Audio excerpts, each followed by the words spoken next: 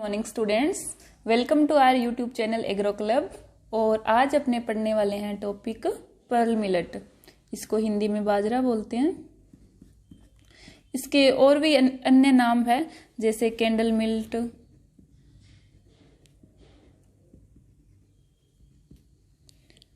Dark मिल्ट और spiked मिल्ट।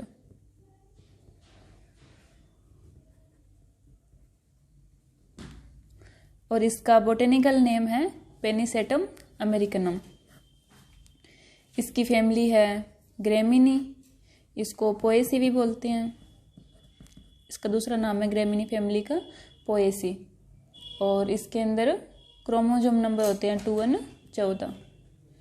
इसका origin Africa है और ये एक क्रॉस पोलिनेटेड क्रॉप है। क्रॉस पोलिनेटेड क्रॉप वो होती है जिसमें फ्लोर के अंदर मेल और फीमेल पार्ट जो होते हैं वो अलग अलग होते हैं। पर मेनली इसके अंदर क्या होता है कि इसके अंदर जो मेल और फीमेल पार्ट है वो एक ही फ्लोर के अंदर होते हैं, लेकिन जो मेल पार्ट है वो पहले मैच्योर हो जाता है फीमेल पार्ट से। और इस कारण क्या है कि जो उसी फ्लोर के जो मेल पार्ट होते हैं वो उसी फीमेल पार्ट को पोलिनेट नहीं कर पाते, इसलिए इसको प्रोटोगाइनस बोलते हैं इसके। और दूसरा एक होता है एंडोगाइनस। उसके अंदर क्या होता है कि फीमेल पार्ट पहले मैच्योर होता है मेल से, वो अन्य क्रॉप है उसके अंदर। और बाजरा प्रोटोगाइनस के अंदर आती है। कोर्स सीरियल में बाजरे का प्रमुख स्थान है और राजस्थान में प्रोडक्शन और एरिया में इंडिया के अंदर राजस्थान फर्स्ट है।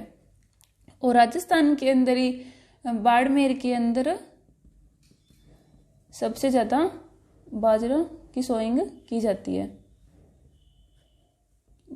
और प्रोडक्शन के अंदर अलवर के अंदर सबसे ज्यादा प्रोडक्शन होता है। इसके अंदर मॉइस्चर जो इसको हिंदी में बोलते हैं नमी, ये 12% होती है। और प्रोटीन होती है 11.5% और कार्बोहाइड्रेट होता है 67%। और वसा इंग्लिश में बोलते हैं फैट, ये 5% होती है। और 2.7% मिनरल्स होते हैं। ये जो सीरियल्स क्रॉप है ना, उसमें सबसे ज़्यादा जितनी भी सीरियल्स क्रॉप है अपनी, उससे सबसे ज़्यादा होती है बाजरे के अंदर मिनरल्स। ये इम्पोर्टेंट है। और क्लाइमेट इसके लिए होती है वार्म एंड वेदर क्लाइमेट। इसको हिंदी में बोलते हैं उष्ण व नम जलवायु।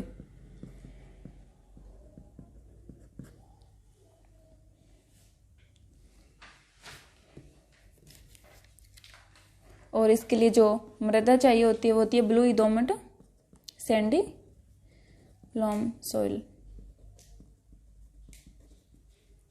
पीएच होता है इसके लिए 7 से 8। और इसका जर्मिनेशन टाइप होता है हाइपोजियल टाइप। हाइपोजियल टाइप क्या होता है, अगर आपको आम भाषा में समझना हो, जैसे एक होता है एपिजियल, जो जैसे सीड की सोइंग की जाती है। जैसे ही कुछ फसलें होती है उसमें क्या होता है कि जो बीज होता है, जैसे ही फसल जर्मिनेट करते उसमें बीज क्या होता है, ये ऊपर आ जाता है, जमीन से ऊपर निकल जाता है, तो वो होती है एपिजियल। और जो हाइपोजियल के अंदर क्या होता है कि ये इसके नीचे ही रहता है, जमीन से जो सीड है ना, जो जिससे प्लांट उगता है वो नीचे रहता है, ऊपर नहीं आ पाता। मेनली जितनी भी खरीफ क्रॉप है वो क्या होती है, हाइपोजियल होती है, पिजन पी को छोड़ के। और ये भी एक खरीफ क्रॉप है जिसकी सोइंग की जाती है जून जुलाई में। और इसकी सीड रेट होती है कॉमन, मतलब अपने जो करते हैं वो 4 से 5 किलो पर हेक्टेयर। और चारे के लिए 10 से 12 kilo per hectare. Seed treatment करते हैं बीज का थायराम व बाविस्टिन से 2 से 3 ग्राम पर किलो। सोइंग टाइम होता है इसका जून जुलाई, और स्पेसिंग रखते हैं इसमें 45 इंटू 12 से 15 सेंटीमीटर। जैसे ये एक रो है और ये दूसरी रो है, ये बीच की जो स्पेस है इसको रखते हैं 45 सेंटीमीटर, और जो यहाँ पे एक जैसे सोइंग की बीज की दूसरे की यहाँ पे की जो ये होती है प्लांट टू प्लांट, और ये होती है रो टू रो, ये रखते हैं 12 से 15 सेंटीमीटर, और इसको 2 से 3 सेंटीमीटर की गहराई पर बोते हैं। मैन्योर और फर्टिलाइजर इसके लिए चाहिए होता है FYM 10 से 15 टन पर हेक्टेयर, और जो FYM जो डालते हैं वो फसल की सोइंग से 15 से 20 दिन पहले डालते हैं। और नाइट्रोजन इसके अंदर डालते हैं 100 किलो पर हेक्टेयर, और फॉस्फोरस 50 किलो पर हेक्टेयर। और इरिगेशन इसमें 2 या 3 करते हैं। जब इसको सिंचित एरिया में ग्रो करते हैं, तो सिंचित एरिया में इसकी सोइंग की जाती है, तब इसमें 2 या 3 इरिगेशन देते हैं। अगर इसको ड्राईलैंड, मेनली ड्राईलैंड एरिया की क्रॉप है, तब इसके अंदर जब वर्षा होती है तभी इसको पानी मतलब लग जाता है। और जब 2 या 3 जो सिंचाई इसकी करते हैं, जैसे इसके जर्मिनेशन के बाद में होगी एक सिंचाई, तो जर्मिनेशन के बाद, और फ्लोरिंग के समय, और थर्ड जो सिंचाई दाना बनते समय। अब इसकी अपने पढ़ेंगे वैरायटी। पूसा मोती, ये IARI द्वारा रिलीज्ड की गई थी। Indian agriculture research institute, new Delhi. अब इसकी पढ़ेंगे हाइब्रिड वैरायटी। हाइब्रिड वैरायटी में फर्स्ट है HB1। ये PAU लुधियाना द्वारा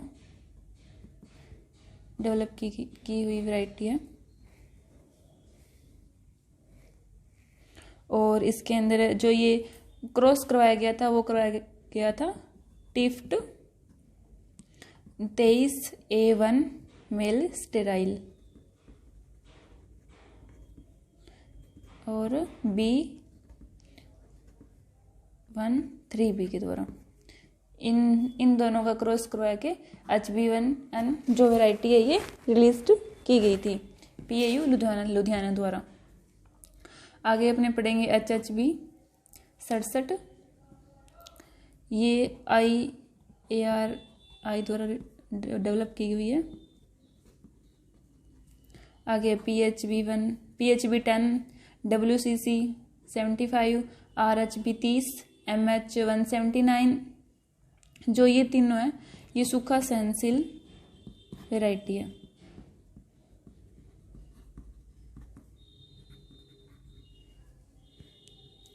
और इसके आगे है RCB 2 और HS1, और एक वैरायटी और है RJ 171, राजस्थान में ग्रो किया जाता है इसको।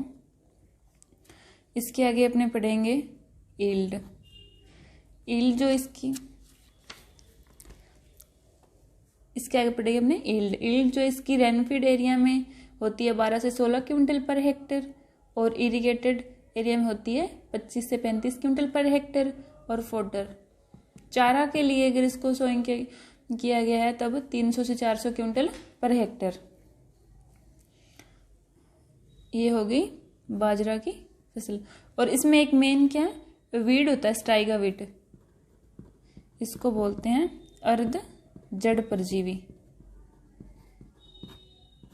ये बाजरा के अंदर मेनली होता है। और एक इसके अंदर आता है नेपियर ग्रासेस, ये भी ग्रेमिनी कुल का घास है। और जो पेनिसेटम परप्यूरियम और पेनिसेटम ग्लूकम है, इनको क्रॉस करवा के इनको नेपियर ग्रास को डेवलप किया गया है। और इसको ये फर्स्ट इंटर स्पेसिफिक हाइब्रिडाइजेशन है, इंटर स्पेसिफिक हाइब्रिडाइजेशन, इसको 1947 के अंदर डेवलप किया गया था। तो स्टूडेंट्स, ये आज हमने बाजरा की फसल कंप्लीट की। नेक्स्ट अपने वीडियो में करेंगे मक्का। Thank you so much.